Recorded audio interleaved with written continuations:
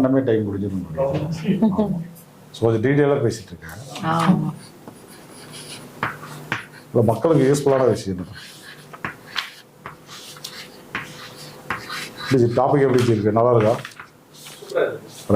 நிறைய கரணம் பத்தி டீடைலா நம்ம வந்து கொஞ்சம் அவங்களுடைய கேரக்டர்லாம் இணைச்சி நம்ம அது கொஞ்சம் டிஃப்ரெண்டாக இருக்கும். அது ரொம்ப யூஸ்ஃபுல்லாக இருக்கும். சூப்பர். அப்படியா? சரி சரி. எங்க வீட்லயே இருக்காங்கன்னு சொன்னீங்க, அப்படியே டிட்டோ அவர் சொன்னது அப்படியே இருக்கு. அப்படியே இருக்கு. ஆமா கரெக்ட். Okay okay. ஏற்கனவே கரண சுச்சங்கள்னு ஒரு கிளாஸ் பண்ணேன். அதில் எல்லாரும் வந்து ஆச்சரியப்பட்டாங்க. சார் மிராக்கலாக இருக்கு சார் அப்படின்னு. ஓகே, இப்போ நம்ம அடுத்தது பார்க்க போகிறது பத்திரை கரணம். இந்த பத்திரை கரணத்துக்கு உண்டான கரணநாதன் வந்து கேது பகவான். ஆக்சுவலாக வந்து திதியோக கரண ஜோதிட முறையில் நிறைய பேர் வந்து பார்த்தீங்க அப்படின்னா யூடியூப்ல வந்து வீடியோஸ் வந்து கொடுத்துட்டு இருப்பாங்க. திதியோக கரணத்தில் நாங்கள்லாம் பெரிய ஜம்பவான் அப்படிங்கிற மாதிரி நிறைய பேர் வந்து காட்டிக்குவாங்க. ஒரு சிலர் வந்து வகுப்புகளும் வந்து எடுக்கிறாங்க. ஆனால் என்னை பொறுத்தவரை திதியோகரண ஜோதிடத்தில் நல்லா தெளிவடைந்தவர்கள் அப்படின்னா 2 பேர் தான் தமிழ்நாட்டில். நான் ஒருத்தர், இன்னொருத்தர் வந்து நம்ம ராமேஸ்வரத்து சமஸ்தானத்தை சேர்ந்த ஒரு ஜோசியர். 2 நபர்கள் தான் வந்து தெளிவான நபர்கள். மீதி யாரையும் வந்து நம்பிட்டு இருக்காதீங்க. அவங்களுக்கெல்லாம் வந்து அந்த அளவுக்கு வந்து தெளிவும் இல்லை, ஒரு ஞானமும் வந்து இல்லை.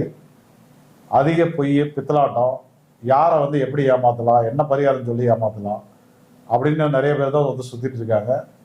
ஸோ அதனால் வந்து எனக்கு வந்து இதில் வந்து பார்த்திங்கன்னா நிறைய அனுபவங்கள் வந்து இருக்குது. ஸோ நான் சொல்கிற விஷயத்தை நீங்கள் பயன்படுத்தினீங்க அப்படின்னா கண்டிப்பாக உங்களுடைய வாழ்க்கையில் மிகப்பெரிய மாற்றங்கள் உறுதி. இப்போ அடுத்தது நம்ம வந்து பார்க்குறது வந்து பத்திரை கரணம். கரணநாதன் வந்து கேது பகவான். உங்களுடைய கரண விலங்கு வந்து சேவல். பறவைன்னு சொல்லலாம், விலங்குன்னு சொல்லலாம். ஆக்சுவலாக வந்து பறவையும் ஒரு வகையான விலங்குகள் தான், சரிங்களா? இப்போ அடுத்தது வந்து உங்களுக்கு உண்டான கோவில் வந்து திருச்செந்தூர் முருகன், ரைட்? நீங்கள் வந்து பத்திரை காரணத்துக்கு உண்டான விஷயங்களை எல்லாம் பயன்படுத்தியாச்சு. இப்போ சேவல் வளர்த்தியாச்சு, சேவலுக்கு உணவு கொடுத்தாச்சு, சேவலை வந்து இறைச்சியை வந்து பயன்படுத்துறது இல்லை, திருச்செந்தூர் அடிக்கடி போயிட்டு வந்தாச்சு. இப்படி வந்து பல விஷயங்கள்ல நம்ம வந்து பத்திரை காரணத்தை வந்து ஆக்டிவேட் பண்ணியாச்சு. ஆனால் இன்னமும் அதுக்கு உண்டான யோக பலன்கள் வந்து இல்லை. இன்னமும் குழப்பம் வந்தது தான் வந்து மீதி. ஆக்சுவலாக வந்து ஜோதிடத்தில் வந்து 9 கிரகங்களில் குழப்பத்துக்கு உண்டான கிரகம் எது அப்படின்னு கேட்டிங்கன்னா கேது பகவான் தான். மிகப்பெரிய குழப்பவாதி அவர். ஆக்சுவலாக ஒரு ஜாதகத்தில் பாசிட்டிவாக இருந்தது அப்படின்னா ஞானத்தை வந்து பெறுவார் அவர்கள். கேது வந்து பாசிட்டிவாக இருந்ததுன்னா மிகப்பெரிய அறிவாளிகள், ஞானிகள்னு சொல்லலாம். ஆனால் கேது மட்டும் நெகட்டிவாக வந்துருச்சு அப்படின்னா அவர் வந்து மிகப்பெரிய குழப்பவாதி. இப்போ வந்து உங்களுடைய கரணநாதனே வந்து அவயோகமாக வந்துட்டார். இப்போ வந்து பார்த்தீங்கன்னா இந்த சுகர்மம் சித்தி பிராமிய நாமயோகத்தில் பிறந்தவர்களுக்கு கேது தான் வந்து அவயோகி. இப்போ வந்து கரணம் வந்து பத்திரை கரணத்திலே பிறந்துட்டீங்க. இப்போ உங்களுடைய கரணநாதன் ஒரு முடக்கு வீட்டில் போயிட்டு உட்காந்து மாட்டிக்கிட்டார், முடக்கு தோஷத்தில் மாட்டிக்கிட்டார். அப்படி இல்லையா ஒரு தீசுனிய தோஷத்தை வந்து வாங்கிட்டார், தீசுனிய வீட்லேயே தீசுனிய நட்சத்திரத்திலே போய் அமர்ந்துட்டார். அதுவும் இல்லை அப்படின்னா ஒரு நோயை தரக்கூடிய கிரகமாக வந்துருச்சு. ஒரு நோயை தரக்கூடிய கிரகம் அப்படின்னா உங்களுக்கு வந்து பூசமானுசம் உத்திரட்டாதி, அதே போல் புனப்பூசம் விசாகம் பூரட்டாதி, இந்த மாதிரிலாம் பிறந்தீங்கன்னா நோயை தரக்கூடிய ஒரு கிரகமாக வந்து வந்துடும். இப்போ உங்களுக்கு என்ன மைனஸ் பாயிண்ட் அப்படின்னா எல்லாத்துலேயும் குழப்பம், எதுக்கு எடுத்தாலும் குழப்பம், எப்பொழுதுமே குழம்பிக்கிட்டே இருக்கிறது. ஒரு தெளிவு இல்லாமல் வாழ்க்கையில் வந்து நம்ம வந்து எப்படி தான் முன்னுக்கு போக முடியும்? படிக்கக்கூடிய மாணவராக இருந்தால் இதை படிக்கலாமா அதை படிக்கலாமான்னு ஒரு குழப்பம், இன்னைக்கு ஸ்கூலுக்கு போகலாமா வேணாமான்னு ஒரு குழப்பம், இந்த துணியை போடலாமா அந்த துணியை போடலாமான்னு ஒரு குழப்பம், சமைக்கிறவங்களுக்கு இதை சமைக்கலாமா அதை சமைக்கலாமான்னு ஒரு குழப்பம். இப்படி எதுக்கு எடுத்தாலுமே குழப்பமாகவே இருந்தால் வாழ்க்கையில் வந்து நம்ம வந்து எப்படி தான் முன்னுக்கு வர முடியும்? கண்டிப்பாக முன்னுக்கு வர முடியாது. எப்பொழுதுமே வந்து ஒரு தெளிவான அறிவு யார்கிட்ட இருக்கோ, ஒரு நிதானம் யார்கிட்ட இருக்கோ, அவர்கள் தான் வந்து வெற்றியாளர்களாக வந்து மாறுவாங்க. அதுதான் உங்களுக்கு வந்து மிகப்பெரிய ஒரு மைனஸ் பாயிண்ட். இன்னொரு மைனஸ் பாயிண்ட் என்ன அப்படின்னா, ஆன்மீகத்துல அதிக ஈடுபாடுகள் பட்டு வீணா போறது.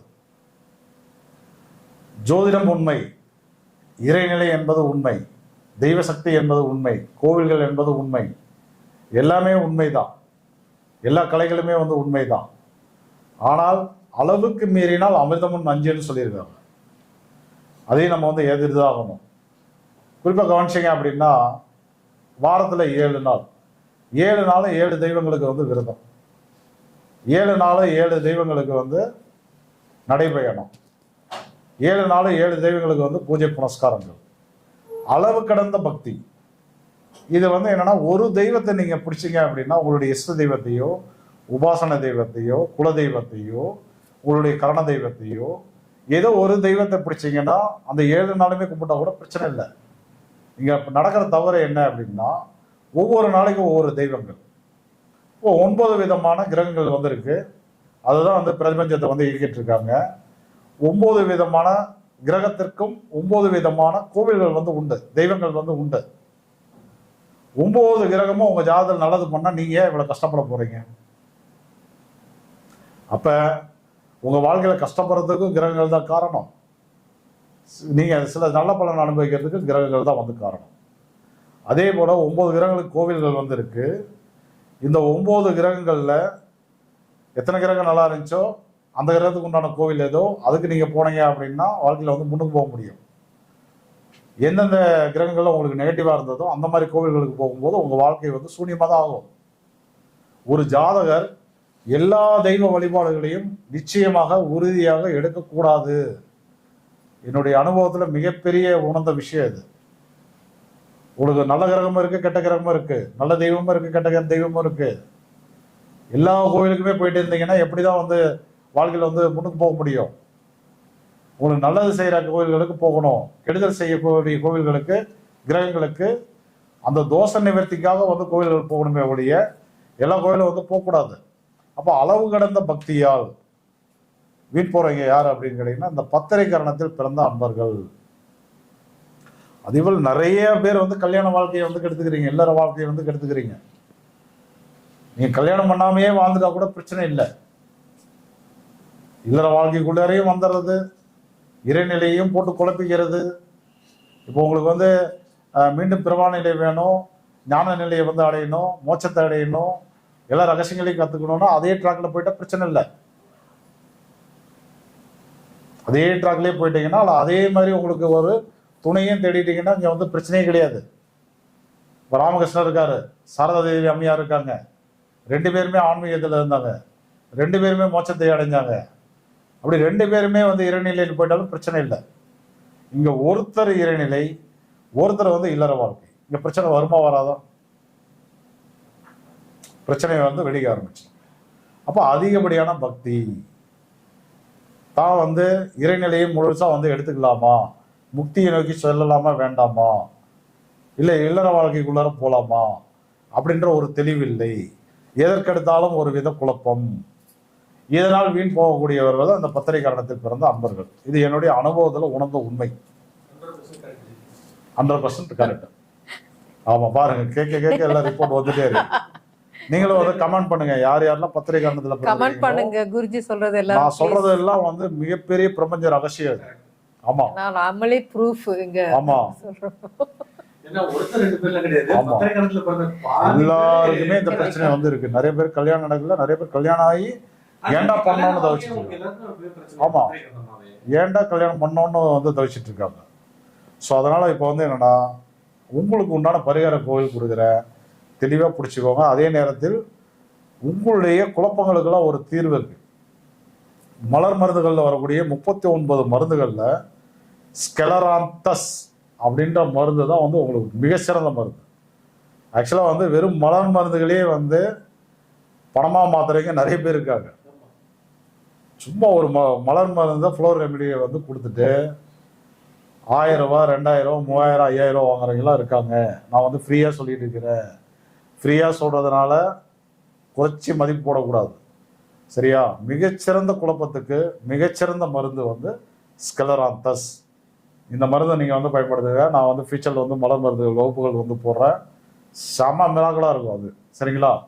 அப்போ அந்த மருந்தை வாங்கி டெய்லியுமே வந்து நைட்டில் தூங்கும்போது ஒரு டம்ளர் தண்ணியில் ஒரு ட்ராப்ஸோ 2 ட்ராப்ஸோ நீங்கள் எடுக்கும்போது அடுத்த நாள் 2-3 நாளைக்கு வந்து பார்த்தீங்கன்னா உங்ககிட்ட வந்து அந்த குழப்பங்கள் என்பது இருக்காது, தெளிவாக இருப்பீங்க. சரிங்களா? இப்போ அடுத்தது வந்து உங்களுக்கு உண்டான பரிகார கோவில்கள்.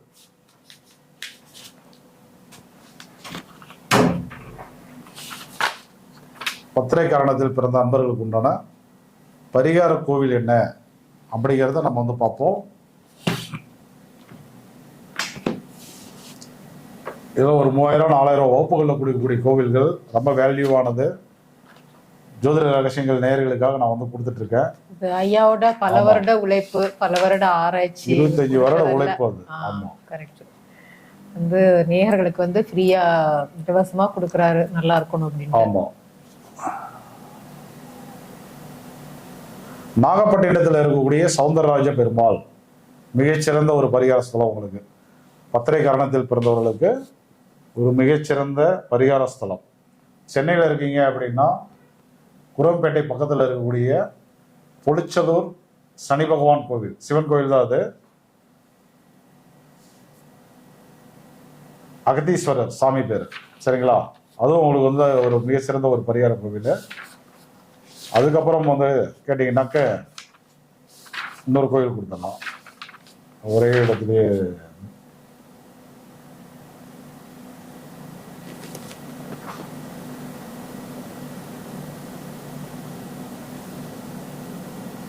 பாமணிநாதர். சரிங்களா? பாமணிநாதர். இந்த 3 கோயில்களையும் வந்து பயன்படுத்திக்கோங்க. திருச்செந்தூருக்கு பக்கத்தில் இருக்கிறீங்க குலசேகரப்பட்டினம்.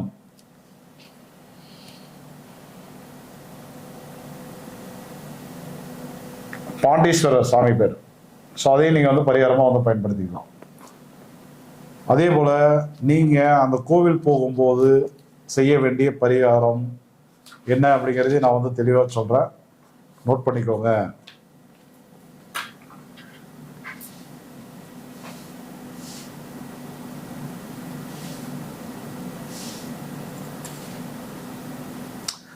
உங்களுக்கு வந்து சிம்பிளான பரிகாரம் தான். தண்ணீர் தானம் கொடுத்தீங்கன்னாவே வந்து போதுமானது. நீங்கள் போகிற கோவிலில் வந்து தண்ணீரை வந்து தான தர்மம் வந்து பண்ணுங்க. ஒரு 1/2 litre water can, 1 litre water can அந்த மாதிரி வாங்கிட்டு போயிட்டு, கேதுக்கு உண்டான நியூமராலஜி நம்பர் வந்து 7. அதனால வந்து ஒரு 7 நபர்களுக்கு கொடுத்தீங்கன்னா கூட போதுமானது. கோவிலுக்கு ஏதாவது கிஃப்ட்டு தானம் ஏதாவது கொடுக்கணும் அப்படின்னாக்க வெண்கல பாத்திரத்தை வந்து ஏதோ ஒன்று கொடுத்துருவாங்க. ஏதோ கோயிலுக்கு வந்து ஏதோ ஒரு வகையில் பயன்படுற மாதிரி ஒரு பிளேட்டோ தட்டோ ஒரு கிண்ணமோ ஒரு குண்டாவோ ஒரு டம்ளரோ ஏதோ ஒரு வகையில் வந்து வெண்கலத்தில் வந்து தான தர்மம் கொடுத்தீங்க அப்படின்னா அது வந்து சூப்பராக இருக்கும். அதே போல் கேரளாவில் வரக்கூடிய அந்த குன்றிமணி அப்படின்னு சொல்லுவாங்க. கேரளாவில் ஒரு பழகம் இருக்குது. ஆக்சுவலாக வந்து அவங்க வீட்டில் குழந்தை பிறந்தது அப்படின்னா வேலியில் வரக்கூடிய அந்த குன்றிமணின்னு சொல்லுவாங்க. கலர் கலர் மணிகள் வந்து இருக்கும். அதை அப்படியே கலெக்ட் பண்ணிக்கிட்டே இருப்பாங்க. கலெக்ட் பண்ணி குருவாயூரப்பனுக்கு போயிட்டு ஒரு எடைக்கு கொடுப்பாங்க. அந்த குன்றிமணி வந்து கொடுப்பாங்க. அது விலைக்கெல்லாம் கிடைக்காது. ஆக்சுவலாக வயல்வெளிகளில் ஓரமாக விளைஞ்சிருக்கும். அதை அப்படியே போயிட்டு அப்படியே கலெக்ட் பண்ணிக்கிட்டே இருப்பாங்க. கலெக்ட் பண்ணி வச்சுட்டே இருப்பாங்க. அவங்க குறிப்பிட்ட இடம் வந்த பிறகு அதை கொண்டு போய் கொடுத்துட்டு வருவாங்க. அந்த குன்றிமணி கிடைச்சது அப்படின்னா அதை வந்து இந்த கோவிலில் வந்து தான தர்மம் பண்ணீங்க அப்படின்னா ஆக்சுவலாக வந்து என்ன பண்ணணும், கோவில் உண்டியில் வந்து போட்டு வந்துடும். பார்த்துருக்கேன் சார், அது கொடுப்பாங்க. ஆமாம் ஆமாம். அது கிடைக்கிற மணியை போயிட்டு அந்த பத்திரை கரணத்தில் பிறந்ததுனால நாங்கள் படுற கஷ்டங்கள் துன்பங்கள் எல்லாம் வந்து விலகணும் அப்படின்னு சொல்லிட்டு மனதார வந்து வேண்டிட்டு அந்த குன்றிமணியை வந்து என்ன பண்ணணும் அப்படின்னா கோவில் உண்டியில் வந்து போட்டு வந்துடும். கிலோ கணக்கில் தேவையில்லை, கொஞ்சமாக கிடைச்சா கூட கிடைக்கிற அளவுக்கு வந்து போட்டு வந்துடும். மிக சிறந்த பரிகாரம். ஓகே, இப்போ அடுத்த கரணம் சகுனீகரணம் கௌலவகரணம் சேம் சார், டிஃபரெண்ட். ஓகே, சகுனீகரணம் அது விட்டலாம்.